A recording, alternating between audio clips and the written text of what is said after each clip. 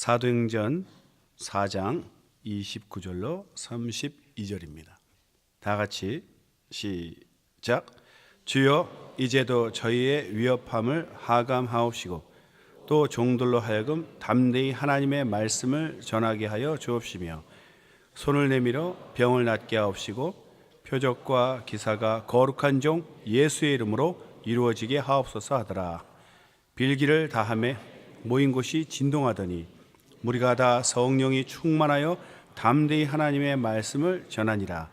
믿는 무리가 한 마음과 한 뜻이 되어 모든 물건을 서로 통용하고 제 재물을 조금이라도 제 것이라 하는 이가 하나도 없더라. 아멘. 이 사도행전은 예수님이 제자들을 삼으시고 부활하신 후에 성령이 임하신 이후의 일을 이제 기록한 책이죠. 그래서 처음으로 교회가 탄생한 일들입니다. 성령이 임하신 이후와 그 이전에 제자들에게 놀라운 변화가 일어납니다. 예수님을 따라다녔지만 성령을 받기 전에는 여전히 육신적으로 영혼에 큰 변화가 없는 상태로 따라다녔습니다. 그래서 예수님을 따라다니는 제자지만 예수님 허락하신 어떤 권세로 표적들도 행하지만 그 마음은 아직 변화가 덜 되어서 인간적인 생각, 소위 세속적인 생각으로 예수님을 따라다녔습니다. 그래서 누가 크냐 서로 이렇게 경쟁, 질투, 시기하다가 야단도 맞기도 했죠. 그러니까 겉으로는 예수님이 주신 그 권세로 병도 고치고 귀신도 쫓고 예수님을 전하고 예수님 하신 일들을 따라했지만 이 마음속까지는 완전히 변화되지 못하고 겉모습만 예수님을 닮은 그런 모습들이었습니다. 그런데 사도행전을 보면 성령이 임하신 이후에는 이제는 겉모습뿐만 아니라 마음 속에서 성령으로 감동되어서 정말 예수님의 마음이 되어서 예수님의 제자가 되어 예수님의 일을 했습니다. 그러니까 이제는 진정한 예수님의 제자 모습을 갖추게 되었죠. 사실 오늘 사도행전 1장부터 4장까지 다 읽고 싶었지만 그러면 안 될 것 같아서 끝 몇 절만 읽었습니다. 실제로 사도행전 우리가 보면 예수님이 성령 받으실 것을 말씀하시고 예루살렘을 떠나지 말라 명령하시고 승천하셨습니다. 그 후에 오순절날 성령이 임하신 다음에 제자들이 성령에 감동되어서 처음으로 방언을 말하기 시작하고 나아가서 하나님의 큰 일을 얘기하고 하나님의 말씀을 전하기 시작했어요. 예수님이 하나님의 아들이시다. 우리가 십자가에 매달아 죽인 그 하나님이 아들 예수는 하나님의 아들이시고 그는 우리 죄 때문에 죽은 자시요 하나님이 그를 부활시킴으로 그가 하나님의 아들 의인인 것을 증명해 주셨다는 것을 전파하기 시작했어요. 그래서 많은 사람들이 회개하고 믿고 교회가 탄생되었습니다. 그런데 필연적으로 따르는 것이 있었는데 바로 핍박입니다. 핍박. 마귀가 가만두지 않습니다. 그래서 그때 그 권세자들, 유대인의 권세자들이 있었죠. 여전히 그 관원들이나 제사장들이나 그런 장로들이 유대인의 권세가 있었습니다. 비록 로마의 식민지였지만 그래서 사형 제도는 할 수 없었지만 여전히 자치적으로 그 유대교의 풍습을 믿음을 지키고 신앙생활을 했기 때문에 유대교에 벗어나는 것은 그들이 치리할 수 있었어요. 그래서 그들은 예수님을 전하고 부활의 도를 전하는 것을 싫어해서 그 사도들이 복음을 전하는 것을 싫어해서 그들을 잡았습니다. 그래서 감옥에 넣었어요. 그런 권세가 있는 것이죠. 사도들이 하나님 말씀을 전하지만 신분적으로나 그런 제사장들 앞에서 약자죠. 약자. 당할 수밖에 없는 거예요.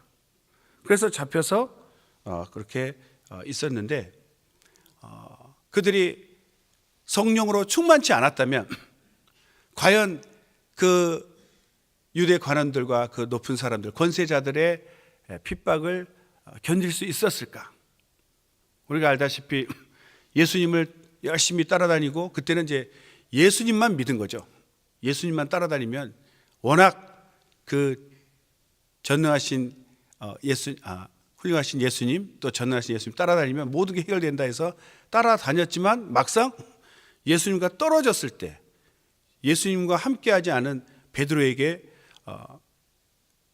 계집종이 와서 너 예수님의 제자지? 라고 물었을 때 그 순간 두려움에 쌓여서 3번이나 부인했지 않습니까? 나를 지켜줄 수 있는 예수님이 함께 있을 때는 예수님의 덕을 보고 담대했는데 실제로 예수님은 나랑 떨어져서 잡혀서 계시고 자기 혼자 남았을 때는 자기 자신의 믿음을 지킬 만한 그런 담대함이 없었습니다. 지금도 이제 성령을 받고 복음을 전하지만 여전히 육신적으로는 자기를 지켜줄 자가 없는 그 유대인의 그 제사장들의 권세 아래 있는 자들이죠. 근데 너무나 놀라운 것은 성령을 받은 이후에 사도들의 모습입니다.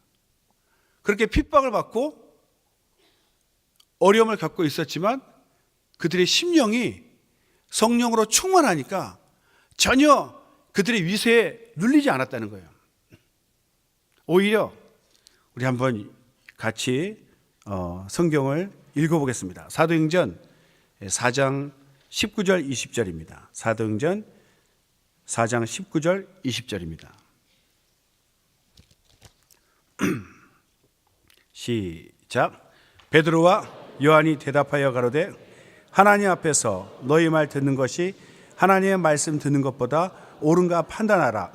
우리는 보고 들은 것을 말하지 아니할 수 없다 하니. 아멘. 어부에 불과한 그런 작은 자죠. 신분적으로는. 그런데 유대교의 그 권세를 잡고 있는 이런 제사장들이나 서기관들이나 그런 관원들, 장로들 앞에서 그 말씀을 전하지 마라 위협하고 협박을 했는데 거기서 전혀 위축되지 아니하고 너무나 담대하게 우리가 하나님 앞에서 하나님 말씀 듣는 것보다 너희 말 듣는 것이 옳으냐? 오히려 되물었어요. 그런 담대함이 어디서 나왔겠습니까? 우리 안에 사도들 안에 임하신 성령으로 충만하니까 하나님의 담대함이 그들의 마음을 가득 채웠기 때문이죠.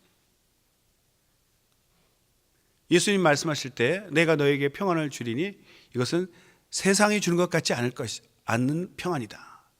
세상의 것 같지 않은 하나님의 평안, 천지를 창조하시고 만드신 전능자의 평안, 모든 것을 자기 뜻대로 하실 수 있는 그 권세자의 그 평안이 우리에게 임한다는 것이죠.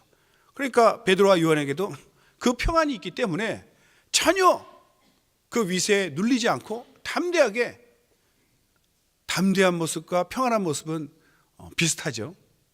평안하니까 담대한 거죠. 요즘 말로 나 떨고 있니? 그러면서 외칠 수 있겠습니까? 정말 주님의 마음이 그 평안이 예수님의 평안이 내 안에 충만하니까 어떤 세상 권세도 두렵지 않은 거죠. 내 안에 예수님이 계시니까.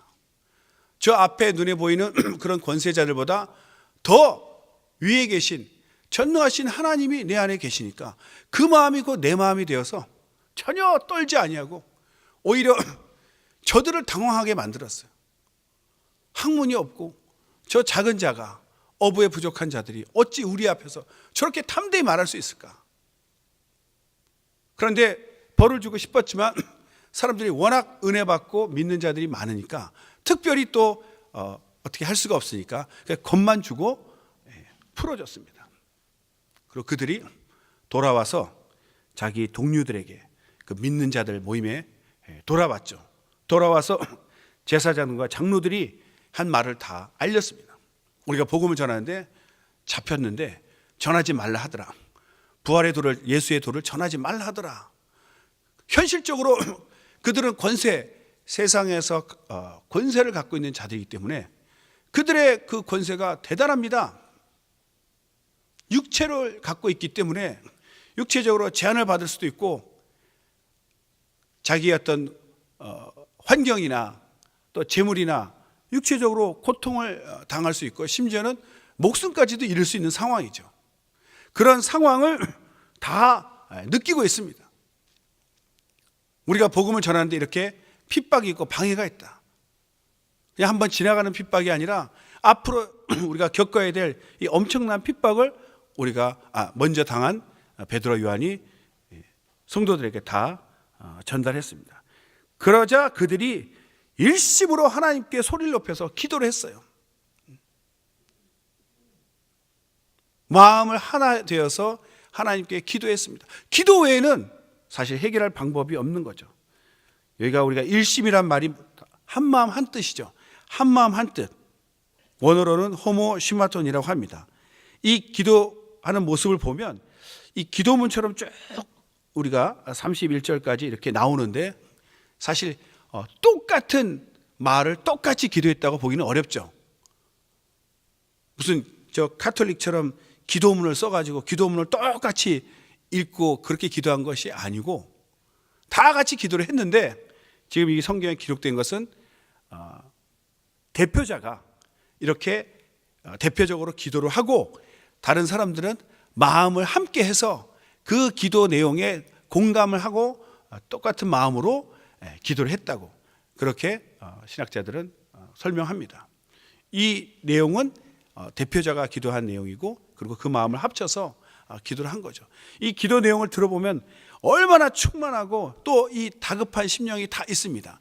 우리가 주의 깊게 볼 것이 일심이라고 그랬죠. 마음이 하나 되었어요. 그리고 소리를 높여 가로되 대주제여 이렇게 되어 있습니다. 천지와 바다와 그 가운데 만유를 지으시니 창조주 하나님, 이 우주를 만드신 하나님께 의탁하는 거죠. 세상에서 자기들을 핍박하고 있는 자들은 유대의 권세자들입니다. 세상적으로는 이길 수가 없죠. 성도들이 가진 권세나 육체적인 어떤 권세로는 도저히 대항할 수 없는 자들입니다. 그러나 그들을 지으시고 그들 위에 계신 하나님, 그 하나님을 만나고 성령으로 모셨기 때문에 그들은 하나님께 기도를 했죠. 우리가 핍박을 받고 어려울 때 기도하는 이유가 이것입니다. 우리가 지금 개혁하면서 많은 어려움에 있죠. 저들이 우리보다 가진 것도 많고 권세도 많고 누리는 것도 많습니다. 우리는 연약하고 미약해요.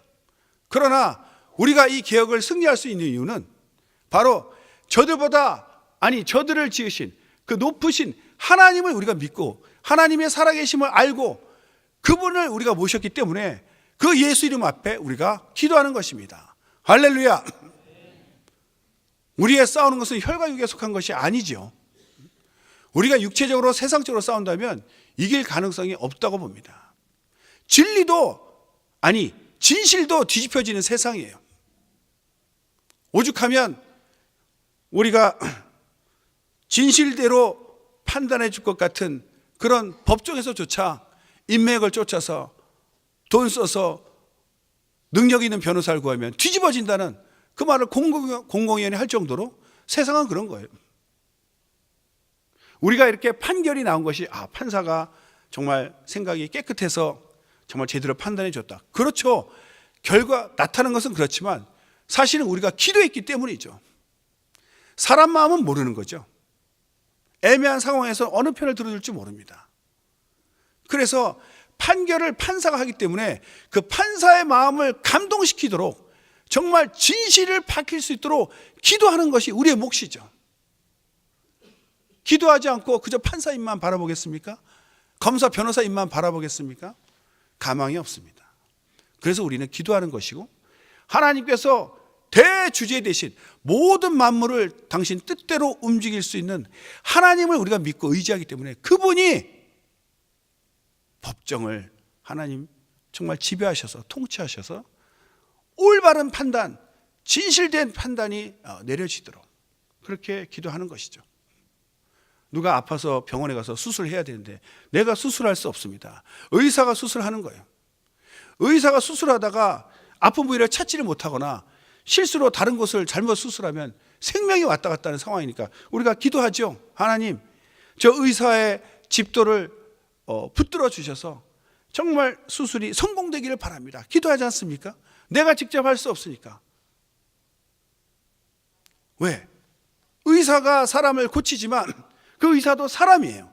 실수할 수 있고 잘못될 수 있기 때문에 그 의사보다 더 전능하신 하나님이 그 의사의 손을 붙들도록 기도하는 것처럼 우리도 판결이 온전하게 나올 수 있도록 그 판사를 위해서 우리가 기도하는 것이에요. 여기서 이렇게 대주제이신 하나님께 기도하는 모습을 통해서 우리가 이루는 이 개혁은 꼭 기도로서 하나님이 역사하셔서 하나님의 역사하심으로 우리가 승리를 얻을 때 이것은 사람의 의가 아니라 하나님의 의로 우리가 영광을 돌리게 됩니다. 그 기도 내용 중에 또 29절에 보면 주여 이제도 저희의 위협함을 하감하옵시고 이런 말씀이 있습니다. 요즘 안 쓰는 단어죠. 하감. 사전적으로 보면 이 감자는 이게 거울이라는 뜻이랍니다.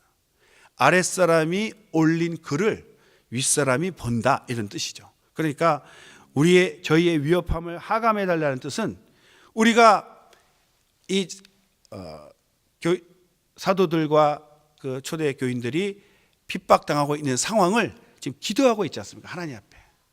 이 기도하는 것이 바로 이제 아뢰는 거죠. 그 아뢰는 것을 하나님 보시옵소서.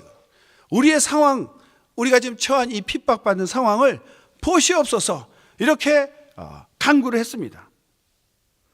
이 얘기는 뭐냐면 성도들이 이 모든 교회의 통치자는 하나님이시고 이 모든 상황을 바꾸어 주실 수 있는 그런 분이 바로 하나님이시라는 것을 믿고 있기 때문이죠.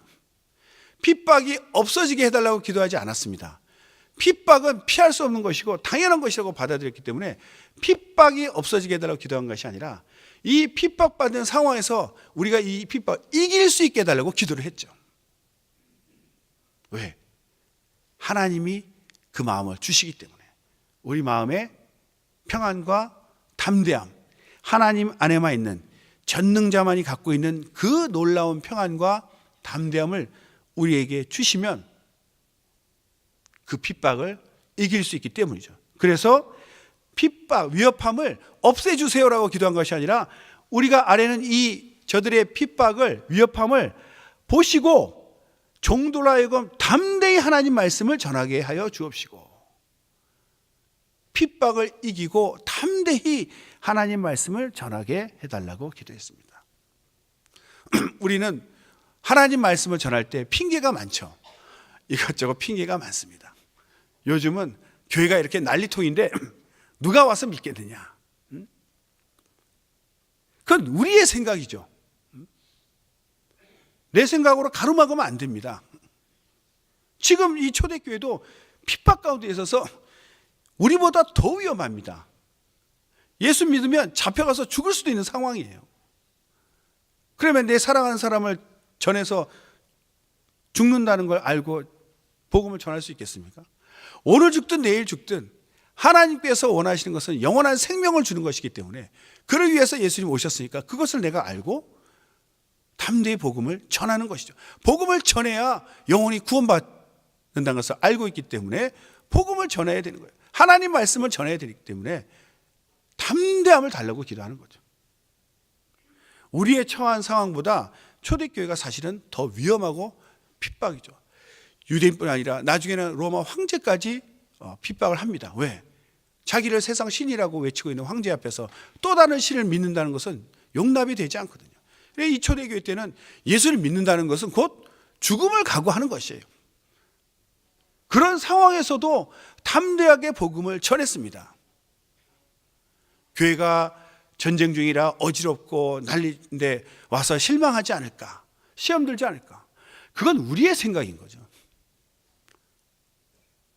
우리가 예수 믿는다고 지금 잡혀가게 합니까? 어떤 일이 있습니까? 오히려 진리를 위해 싸우는 모습이 저들에게 도전이 될 수가 있습니다. 인간적인 생각, 나약한 생각, 부정적인 생각은 다 버리고 내려놓고 오직 담대함으로 하나님 말씀만 전할 수 있는 담대함을 달라고 기도해야 됩니다. 빌기를 다함에 모인 곳이 진동하더니, 기도하고 나니까 모인 곳이 진동하더라 그랬습니다. 이 진동은 지진이 일어났을 때 그 움직이는 그런 뜻도 있고요. 바람이 불어서 또 진동이 있을 수 있습니다. 그 바람이 불어서 진동할 때는 그 예수님이 침례 요한을 가리켜서 너희가 바람에 흔들리는 갈대를 보러 광야에 나가느냐 때 그 흔들리는 것도 똑같은 그 진동이라는 뜻입니다. 그래서 헬라어로 찾아보니까 에살류데라는 뜻인데 첫 번째 뜻은 바람에 흔들리는 상태. 그 마태복음 11장 7절에 아까 말씀드린 광야에 흔들리는 갈대. 그것도 그때도 쓰이는 말이고, 또 두 번째 뜻은 지진이 일어났을 때 막 땅이 흔들리는, 그것도 똑같은 단어 에살류데라는 단어를 쓰고 있습니다. 여기서도 진동이 나오지만 그 사도행전 16장 26절 바울과 실라가 감옥에서 기도하고 찬양했을 때 막 그 지진이 일어나고 옥토가 흔들렸다고 되어 있죠. 그렇게 그 진동을 얘기하는 겁니다. 여기서도 똑같이. 이 진동은 구약에서는 하나님이 현현할 때, 하나님이 나타나실 때 그런 진동, 지진 같은 것이 일어났고, 보통 하나님이 응답하는 표시로 성경에 기록된 것을 보니까 우리가 성도들이 기도했을 때 하나님이 그 기도에 응답했다는 표시로 이렇게 막 지진이 일어났다고 그래요. 하나님 응답하셨을 때요. 그러니까 성령이 충만하여 담대히 말씀을 전했다고 되어 있습니다. 성령이 충만하면, 오늘의 말씀의 제목인데요, 성령 충만할 때 어떤 모습이 나타나냐 이거죠. 어떤 위협과 핍박 있어도 거기에 굴하지 아니하고 담대한 심령으로 말씀을, 하나님의 말씀을 전하는, 이것이 바로 성령 충만인 것이죠. 우리가 성령 충만 외치지만 정말 내가 어떤 상황에서도 굴하지 아니하고 눌리지 아니하고 담대하게 말씀을 전하고 있는가? 그렇지 않다면 성령 충만하다고 말할 수 없는 거죠. 핑계는 많이 있지만 핑계가 중요하지 않습니다. 환경이 중요하지 않습니다. 우리의 기도도 똑같아야 됩니다. 우리의 이 어려운 사정, 이 힘든 사정을 하감하옵시고 내려보시고, 이 원뜻은 원래 이렇게 지켜본다는 뜻이죠. 무슨 일이 일어나 눈을 떼지 않고 지켜본다, 이런 뜻입니다. 우리 상황을 보시고 우리에게 담대함을 주셔서 주의 종들이 담대하게 하나님 말씀을 전하게 하옵소서. 우리가 많은 행사를 하고 어떤 일을 하더라도, 심지어 기도를 할지라도 담대함을 얻지 못하고 말씀을 전하지 못한다면 성령 충만하다고 우리 말할 수 없습니다. 우리 예배 드리고 설교 듣고 찬양 듣고 은혜 받고 감사하죠. 그러나 그것이 나가면서 복음을 전하는 데까지 이어지지 않는다면 성령 충만이 아니고 성령 충까지는 간 것 같아요. 만까지는 안 간 것 같아요. 발음이 이상하네요. 성령 충? 무슨 벌레 같기도 한데요. 그러니까 성령 충만까지 가야 되는 거예요. 은혜, 예배 드릴 때는 은혜 충만히 받고 너무 기뻤는데 나가면서 안개에 사라지듯 사르르 사라져서 세상에서는 예수 믿는 사람인지 아닌지 모를 정도로 그저 자연인으로 돌아갔다면 그게 성령 충만이냐 이거죠. 아니요. 성경에서 말하는 성령 충만은 우리가 기도를 하니까 여기에 쌓여져 있는 이 성찬기가 좌우로 막 흔들려서 성찬위원들이 안 됩니다, 애써서 새벽부터 쌓아놓은 거로 막 안 무너지게 흔들 정도로 이렇게 흔들려야 되는데, 우리 이 성전 내진 설계 됐는지는 잘 모르겠지만 실제로 그런 일이 일어났다는 거예요. 하나님의 응답의 표시로. 그렇다고 뭐 의자에 장치를 해서 여기서 스위치를 누르면 막 저절로 막 진동하게 해서 내 기도 응답받았다 뭐 이렇게 만들 수는 없겠죠. 하나님의 역사로. 성경은 그렇게 기록되어 있습니다. 우리가 성경을 읽는 이유는 나의 신앙을 돌아보기 위해서, 내 모습을 돌아보기 위해서, 내가 지금 제대로 믿고 있는지, 정상적으로 믿고 있는지, 나는 잘 믿고 있고 나는 기쁘고 감사해서 잘 믿고 있다고 생각하지만 성경을 보지 않으면 스스로 자만하고 착각에 빠질 수 있어요.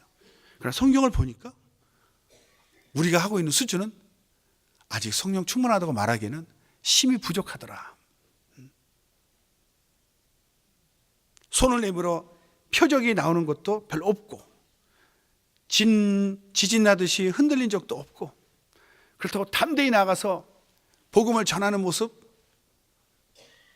정말 우리 안에 있습니까?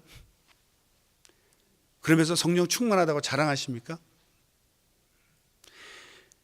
32절에 보니까 믿는 무리가 한 마음과 한 뜻이 되었다고 되어 있어요. 한 마음 한 뜻이 무슨 뜻일까요? 우리는 사람이 지문이 다르고 얼굴이 다르듯이요, 다 생각이 달라요. 회의를 한번 해보세요. 얼마나 많은 의견들이 나옵니까? 근데 어떻게 그것을 한 마음 한 뜻으로 모을 수 있냐 이거죠. 불가능합니다. 저는 이 말씀을 묵상하면서 어떻게 한 마음 한 뜻이 되었을까? 한 명도 아니고 수천 명인데 회의를 한번 열었으면 가뜩이나 초대교회 때 성령 충만하다고 얼마나 자기 할 말이 많을 텐데요.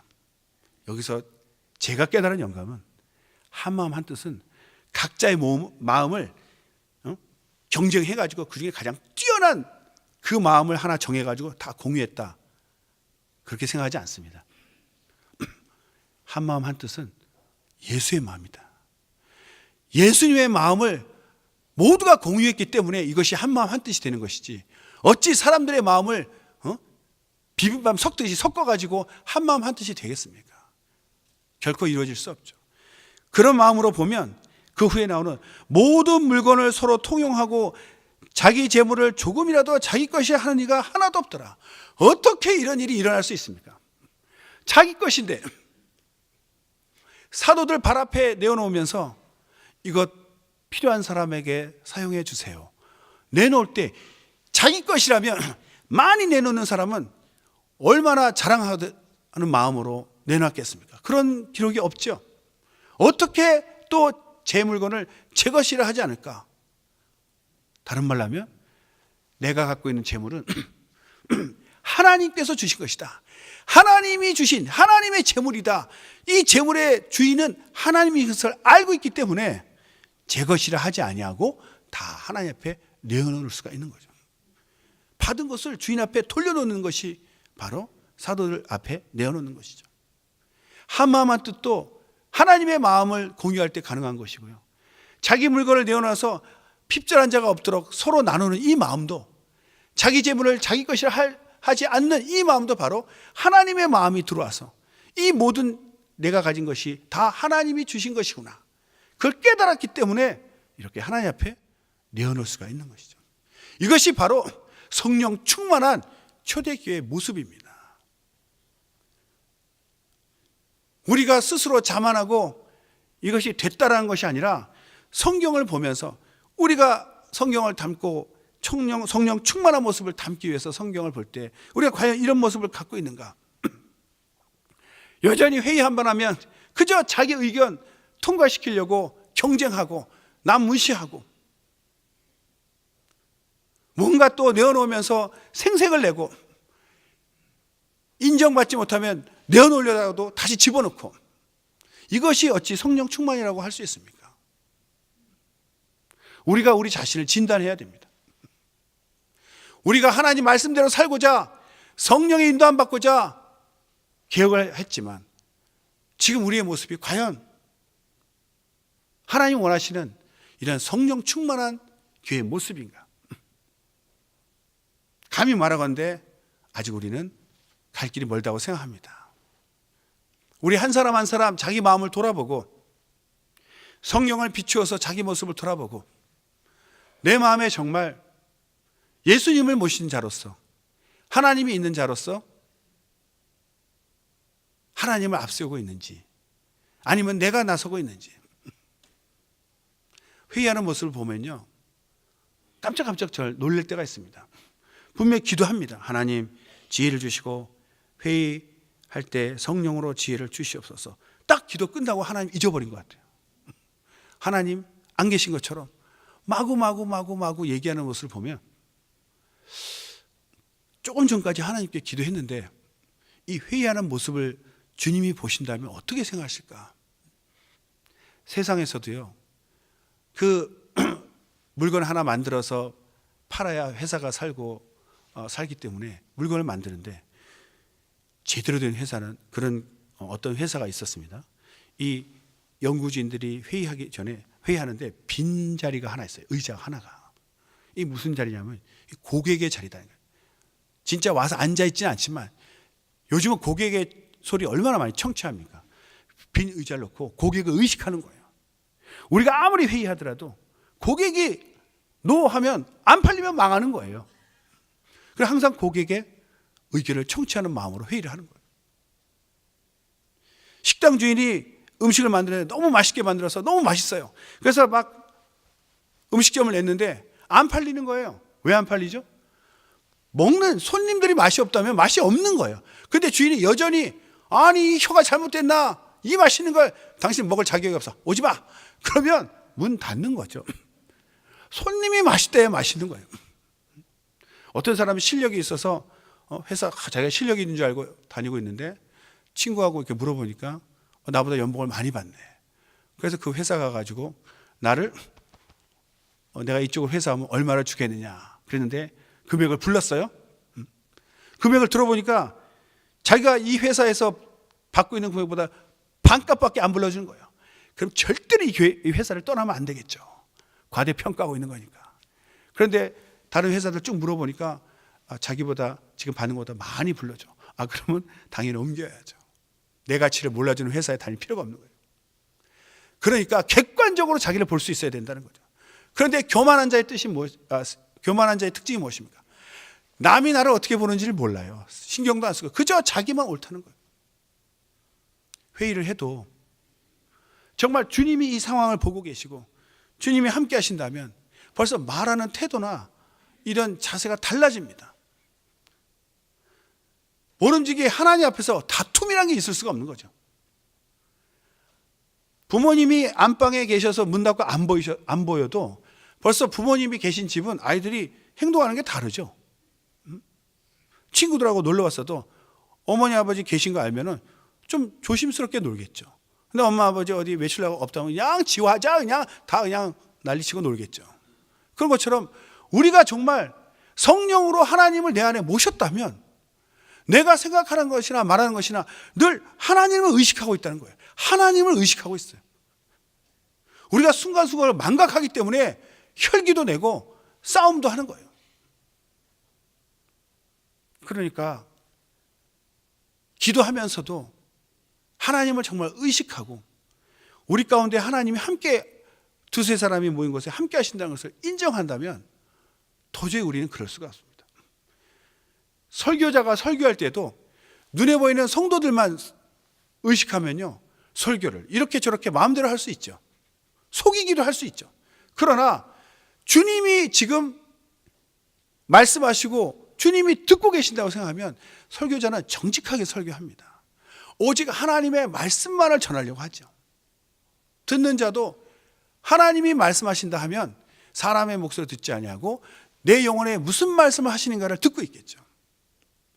눈에 안 보이시지만 우리 모두를 주관하시고 통치하고 교회의 머리 되셔서 통치하신 분은 하나님이시죠. 그분을 늘 의식하고 있어야 된다는 거예요. 의식하지 않기 때문에 육체로 돌아가서 다툼이 일어나고 분열이 일어나고 교회는 타락하는 것입니다. 제가 큰 교통사고를 당했는데 저는 제 차선을 잘 지키고 가고 있는데 중앙선 넘어서 5톤짜리 트럭이 브레이크 파열로 중앙선을 넘어와서 마주보고 오던 저희 차를 받았어요. 시속 7, 80km 이상 달리고 있었는데 그때 제가 죽었겠어요? 살았겠어요? 죽었으면 여기 없었겠죠? 죽을 뻔했는데 살았어요. 안 믿어요. 택시기사한테 얘기했더니 안 믿어요. 택시기사분이 거짓말하냐고. 최하 사망이래요. 중상도 없고. 5톤 트럭, 참고로 제 차가 탱크가 아니었고 세상에 티코가 처음 나왔을 때 티코 첫 모델이었습니다. 1992년도였어요. 근데 살았어요. 뒷좌석 바퀴만 남고 앞은 다 쓸려 들어갔는데 트럭 앞으로 어떻게 살았어요. 그때 택시기사분이 대화하면서 제가 하나 배운 또 지혜가, 역시 프로잖아요. 프로. 택시기사분들은 앞을 보고 갈 때 자기 차선만 보지 않고 중앙선 반대편의 저쪽을 의식하면서 운전하신대요. 쳐다보면 안 되죠. 앞을 봐야지. 옆을 보면 안 되겠죠. 앞을 보고 있지만 반대편을 의식하면 차가 갑자기 자기 쪽을 향해 오면 피할 수 있답니다. 의식을 안 하니까 정말 제가 체험한 그대로 갑자기 웬 아이맥스 영화 보듯이 큰 트럭이 제 눈앞에 갑자기 이 뭐지 하는 순간 충돌이 일어나고 기절해가지고 이제 기억 안 나죠. 갑자기 내 앞에 웬 트럭이 오는 과정도 못 봤어요. 그리고 밤에 갑자기 또 밤에는 내 눈이 확 부시면 무조건 오른쪽으로 핸들을 꺾어야 된대요. 마주보고 차가 달려오고 있는 증거이기 때문에. 지나가는 차는 불빛이 보이지만 눈이 부시지는 않는데 자기를 향해 올 때 눈이 부신답니다. 그러면 그냥 반사적으로 오른쪽으로 꺾어요. 옆에 차를 들이받는 건 죽지는 않는다 이거죠. 마주받으면 죽으니까. 근데 제가 살아서 하나님 은혜로 여기까지 왔습니다. 이렇게 하나님을 의식하고 있으면 절대로 실수나 타락하지 않죠. 유혹이 밀려올 때, 혈기가 올라올 때, 한마디 해주고 싶을 때 주님을 의식하고 있다면 과연 그럴 수 있을까요? 그 순간에는 하나님을 다 잊어버리기 때문에 자기 혈기, 자기 육체대로 다 그냥 해버리는 거죠. 뒤늦게 깨닫고 회개하겠지만 그 상처가 얼마나 큽니까? 그래서 성령을 받았다는 것은 하나님을 모신 것이고, 성령 충만하다는 것은 하나님께 온전히 내 영혼이 지배당하고 있다는 거죠. 통치당하고 있다는 사실. 우리 한 사람 한 사람이 통치될 때 온 교회가 통치되는 것입니다. 나를 빼고 교회가, 그것은 어불성설이죠. 나부터 성령의 지배를 받고 하나님 뜻대로 성경에 나타난 대로 정말 내가 하나님의 말씀을 담대히 전할 정도로 끝까지 충만할 수 있는가? 안에서만, 교회 안에서만 충만하지 나가서는 힘을 못 쓴다면 그건 충만한 것이 아니다 이거죠. 제 물건을 제 것이라고 생색내고 있으면 성령 충만이 아니라는 거예요. 우리가 성령 받은 자로서 하나님께 온전히 지배받고 성경에 기록된 이 아름답고 사모하는 초대교회의 모습으로 돌아가시기를 예수님으로 축원합니다. 성령으로 지배받고 하나님 원하시는 모습으로 참 예수의 제자 되시기를 예수 이름으로 축원합니다. 다 같이 기도하시겠습니다.